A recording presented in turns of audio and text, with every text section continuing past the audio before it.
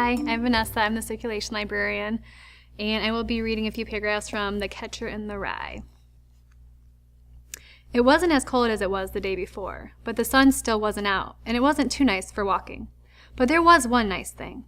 This family that you could just tell came out of some church were walking right in front of me. A father, a mother, and a little kid about 6 years old. They looked sort of poor.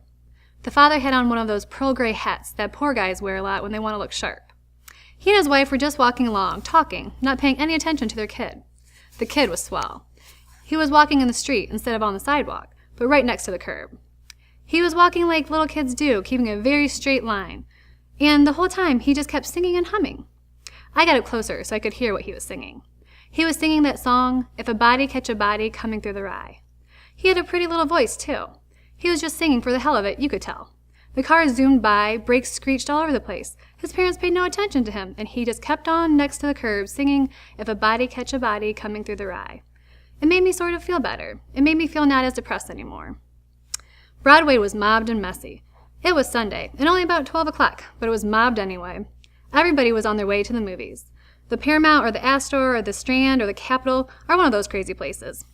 Everybody was all dressed up because it was Sunday, and that made it all the worse. It was the worst part that you could tell because they all wanted to go to the movies.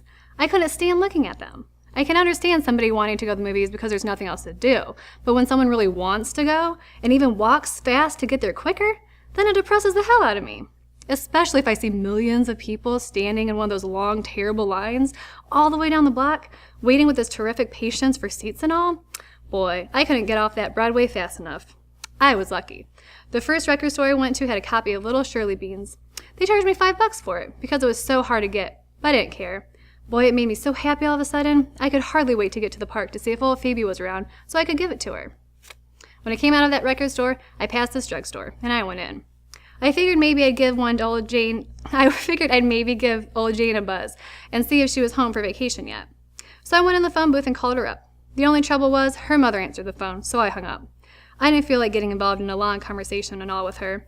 I'm not crazy about talking to girls as mothers on the phone anyway. I should have at least asked her if Jane was home yet.